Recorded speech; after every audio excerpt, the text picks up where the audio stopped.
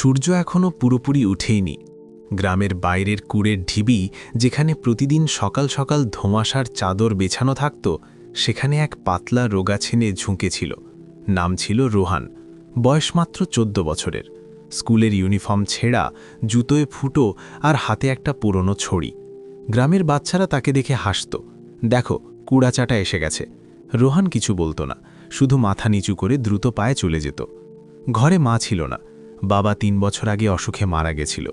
বোন ছোট ছিল, নাম রিয়া, মাত্র 10 বছরের। দুজনে মামার বাড়িতে থাকত, কিন্তু মামারা তাদের বোঝা মনে করত। প্রতিদিন সকালে রোহান কুড়ে কিছু খুঁজত, বোতল, প্লাস্টিক, পুরনো লোহার টুকরো, যা বেচে 400 টাকা পাওয়া যেত। তা দিয়ে রিয়ার ফি ভরত, একটু চাল ডাল আনত। রাতে দুজনে একটা পুরনো চাটাইয়ের ওপর শুত।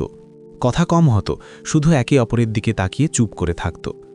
সেদিনও রোহান কুড়ের একটা নতুন ঢিবির কাছে ছড়ি দিয়ে মাটি ওল্টাতে শুরু করল। হঠাৎ তার নজর একটা বস্তার উপর পড়ল। বস্তাটা একদম সাফ ছিল, নতুনের মতো, না কাদা না দাগ। ওপরে মোটা দড়ি দিয়ে কষে বাঁধা। রোহান চারদিকে দেখল, কেউ ছিল না, শুধু দূরে দূরে কুকুর ডাকছিল। কে ফেলে দিয়েছে এটা? সে আস্তে আস্তে বিড়বিড় করল। সে বস্তাটাকে টানার চেষ্টা করল। ওজন এত বেশি লাগল যেন ভেতরে কোনো পাথর আছে। রোহানের বুক ধড়ফড় করতে লাগল। হয়তো কোনো পুরনো জিনিস অথবা কোনো বই। সে ভাবল, যদি ভালো জিনিস বেরোয় তাহলে বেচে রিয়ার জন্য নতুন বই কিনে নেবে। চারদিকে আবার নজর ছুটিয়ে দেখল। ধোঁয়াশা এখনও ছিল, কেউ দেখা যাচ্ছিল না। রোহন বস্তাটাকে আস্তে আস্তে কিনারের দিকে সরালো, যেখানে গাছের ছায়ায় লুকিয়ে যেতে পারবে। হাত কাঁপছিল। দড়ি খুলল, বস্তা খুলল, ভেতরে প্লাস্টিকে মোড়ানো গোছা। রোহনের শ্বাস বন্ধ হয়ে গেল। সে কাপা হাতে একটা গোছা বের করল। প্লাস্টিক ছিল, ভেতরে 500 টাকার নতুন নতুন নোট। বান্ডিলগুলো এত সাফ যে যেন এইমাত্র ছাপা হয়ে এসেছে। রোহন হাঁটু গেড়ে বসে পড়ল। চোখ ফেটে বেরিয়ে আসছিল। হাত দিয়ে নোট ছুঁয়ে দেখল, ঠান্ডা চকচকে। সত্যি, এটা কি? তার গলা কাঁপছিল। চারদিকে দেখল, কেউ নেই। বুক জোরে জোরে ধরফর করছিল, যেন কেউ তাকে দেখছে। সে তাড়াতাড়ি বস্তাটা আবার বাঁধল, পিঠে তুলে নিল। বস্তার ওজন এত ছিল যে কাঁধ ব্যথা করতে লাগল। কিন্তু রোহন দৌড়াতে দৌড়াতে বাড়ির দিকে চলল। রাস্তায় প্রতিটা আওয়াজ ভয়ঙ্কর লাগছিল। পাতার সরসর, কুকুরের ডাক, দূরে কারো চিৎকার। মনে হচ্ছিল যেন কেউ পিছু নিয়েছে। বাড়ি পৌঁছল। ছোট্ট ঝোপড়ি। দরজা ভেতর থেকে বন্ধ করল। বস্তাটা কোণায় রাখল, পুরনো চাটাই দিয়ে ঢেকে দিল। তারপর দরজার কাছে দাঁড়িয়ে বাইরে উকি দিয়ে দেখতে থাকল। কেউ আসেনি। রোহন আস্তে আস্তে বস্তার কাছে বসে পড়ল।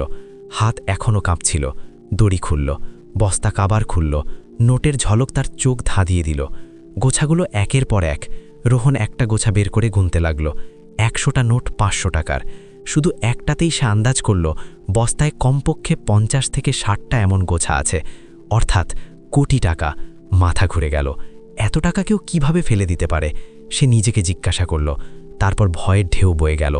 কোথাও এটা কোনো বড় মানুষের না তো, কোনো নেতার, কোনো গুন্ডার?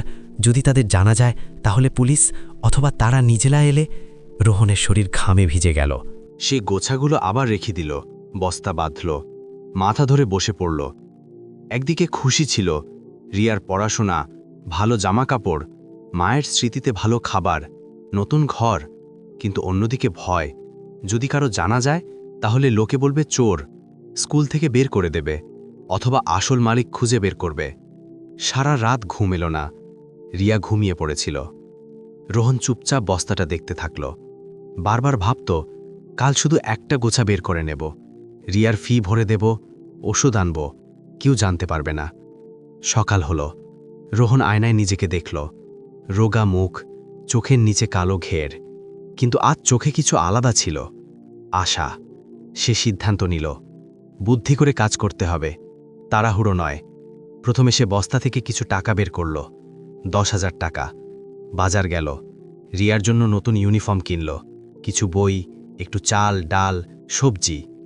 বাড়ি ফিরতেই রিয়ার চোখ চকচক করে উঠল। ভাইয়া, এসব কোথা থেকে? রিয়া জিজ্ঞাসা করল। রোহন হাসল। কুড়ে ভালো জিনিস পেয়েছিলাম, বেচে দিয়েছি। রিয়া খুশি হয়ে গেল, কিন্তু রোহনের মনে ভয় বসে রইল। কয়েকদিন কেটে গেল। রোহন এখনও প্রতিদিন কুড়া বাঁচতে যেত, কিন্তু বস্তা ঘরে লুকানো থাকত। সে ভাবল, যদি অল্প অল্প করে ব্যবহার করি তাহলে কেউ সন্দেহ করবে না। একদিন সে বাজারে একটা ছোট ঠেলা লাগালো। পুরনো খেলনা, বই, ছোটখাটো জিনিস বেচতে লাগলো। লোকজন আসতে লাগলো, টাকা আসতে লাগলো, কিন্তু আসল টাকা তো বস্তায় ছিল। ধীরে ধীরে রোহন বদলাতে লাগলো। জামা কাপড় নতুন, চুল সাফ। স্কুলে টিচার বলল, রোহন আজকাল খুব ভালো দেখাচ্ছে।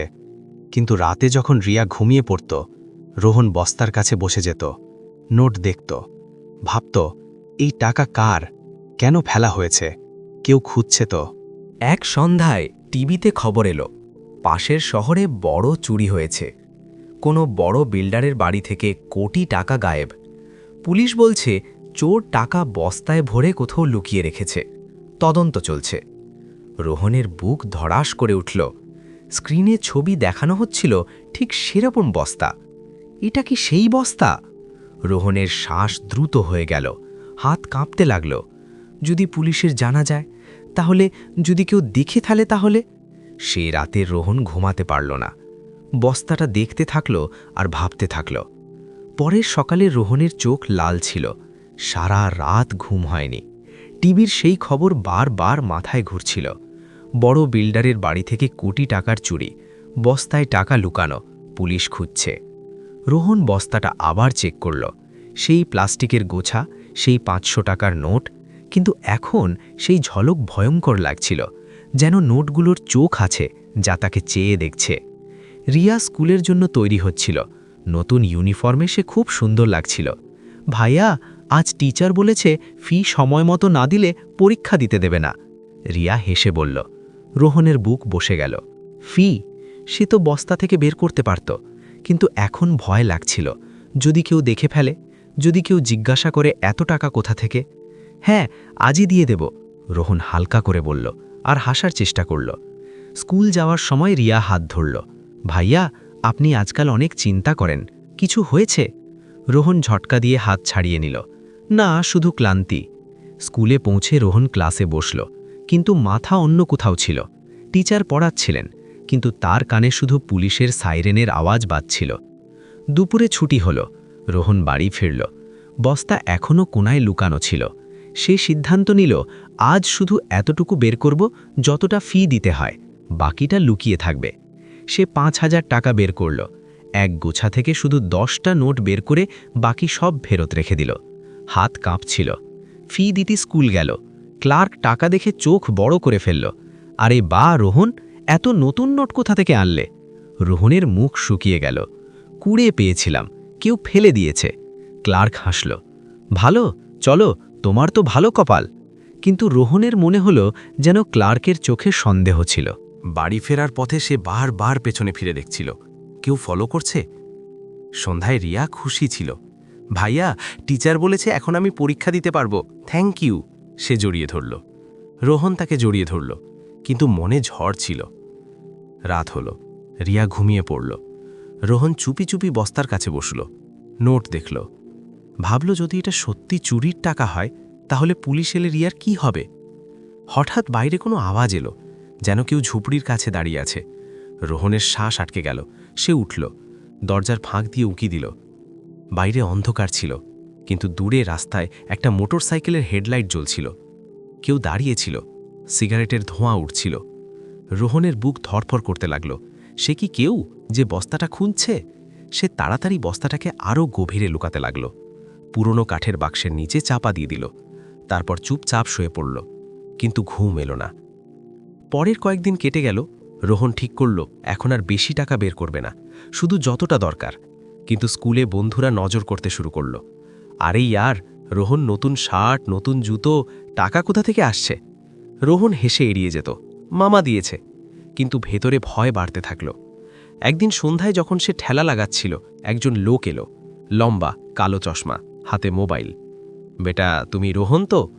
রোহন হ্যাঁ বলে মাথা নাড়ল। বুক জোরে ধরফর করছিল।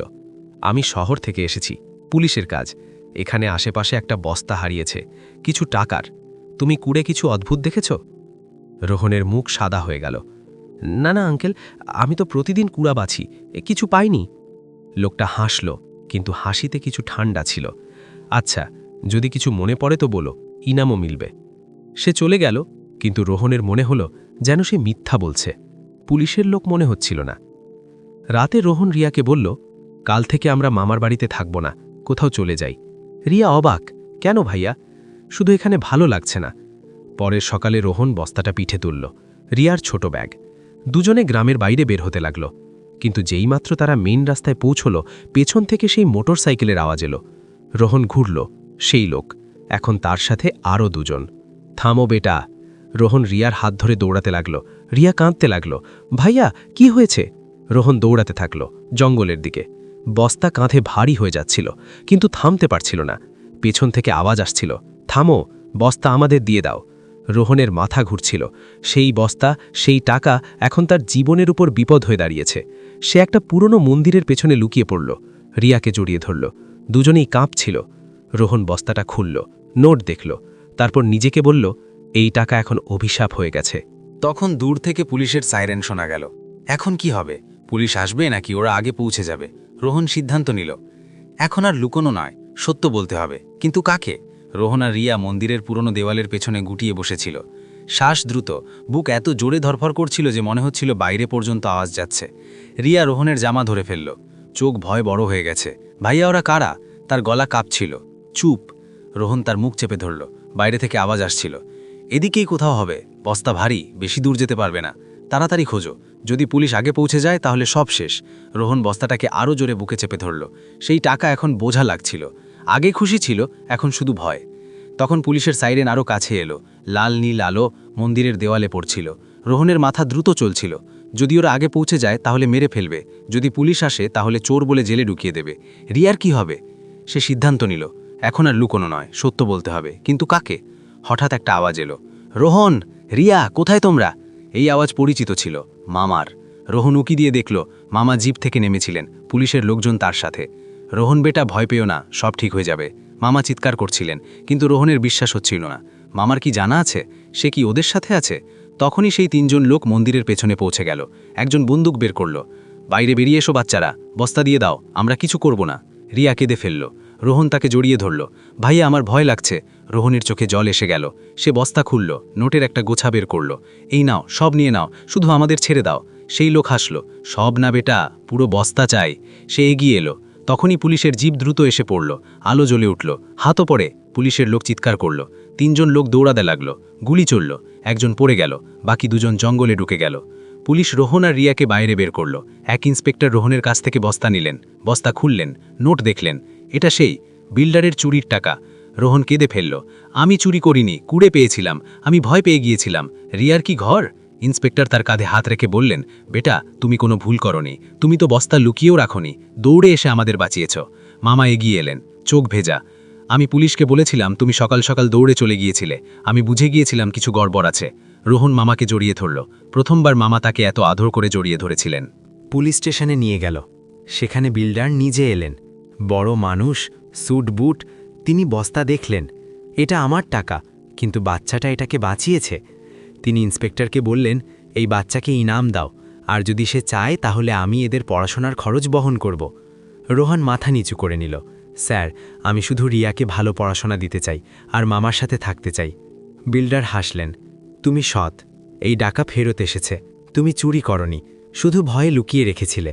পুলিশ কেস বন্ধ করে দিল। বস্তা বিল্ডারকে ফিরে পেল, কিন্তু বিল্ডার রোহনকে 5 লাখ টাকার চেক দিলেন। এটা ইনাম, কারণ তুমি আমার জিনিস বাঁচিয়েছ আর সততা দেখিয়েছ। রোহনের হাত কাঁপছিল। বাড়ি ফিরল। মামা বললেন, এখন তোমরা দুজন আমার সাথে থাকবে, কোনো বোঝা নয়, পরিবার আমরা। রিয়া খুশি ছিল, ভাইয়া, এখন আমরা স্কুল যেতে পারবো, ভালো স্কুল। রোহন হ্যাঁ বলে মাথা নাড়ল, কিন্তু মনে একটা খালি ভাব ছিল। সেই টাকা যা একসময় তার ছিল এখন চলে গেছে, কিন্তু সাথে ভয়ও চলে গেছে। কয়েকদিন পর রোহন সেই 5 লাখ টাকা মামাকে দিল, এটা রাখো, রিয়ার পড়াশোনা, ঘর বানানো। মামা মানা করলেন, কিন্তু রোহন জেদ করল, আমি মেহনত করে আরও রোজগার করব। কিন্তু এই টাকা ভয় নিয়ে এসেছিল, আমি চাই না এটা আমাদের সাথে থাকুক। মামা জড়িয়ে ধরলেন, তুমি বড় হয়ে গেছো বেটা। ধীরে ধীরে রোহনের জীবন স্বাভাবিক হয়ে আসতে লাগল। স্কুলে ভালো নম্বর, বন্ধু, নতুন বই। কিন্তু রাতে কখনো কখনো সে পুরনো কুড়ের মাঠ মনে করত, সেই বস্তা, সেই ভয়, আর ভাবত টাকা সব কিছু নয়, সততা আর পরিবারই সব কিছু। একদিন স্কুল থেকে ফেরার সময় এক মহিলার সাথে দেখা, বয়স প্রায় 30-এর, সাদা শাড়ি, হাসিতে শান্তি। তুমি রোহান তো? রোহান হ্যাঁ বলল। আমি অনামিকা, বিল্ডার সাহেবের বোন। তিনি তোমার সম্পর্কে বলেছিলেন। অনামিকা বললেন, তুমি আমার ভাইয়ের এত বড় সাহায্য করেছ। আমি ছোট একটা স্কুল চালাই গরিব বাচ্চাদের জন্য। যদি তোমার ভালো লাগে তো কখনো আসো, পড়াও অথবা সাহায্য করো।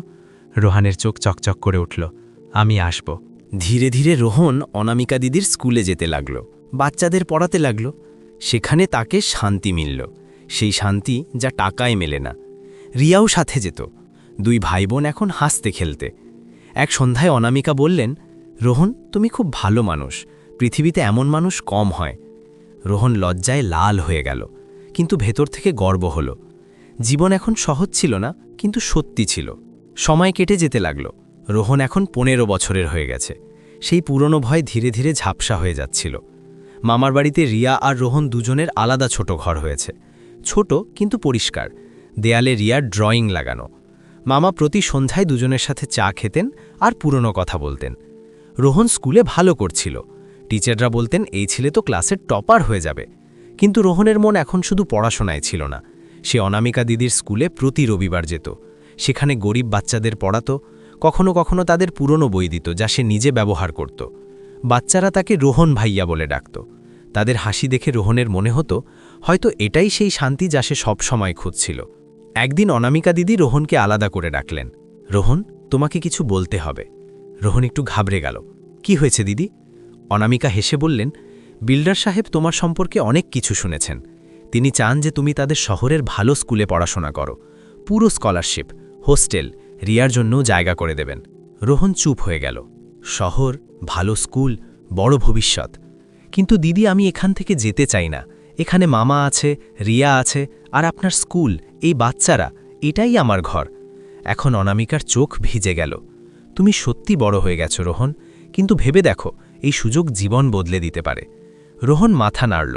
আমি ভেবে দেখব, কিন্তু আগে একটা কাজ করতে হবে। সে রাতে রোহন মামার সাথে কথা বলল। মামাজি, সেই 5 লাখ টাকার মধ্যে কিছু গ্রামের স্কুলে লাগিয়ে দিতে চাই।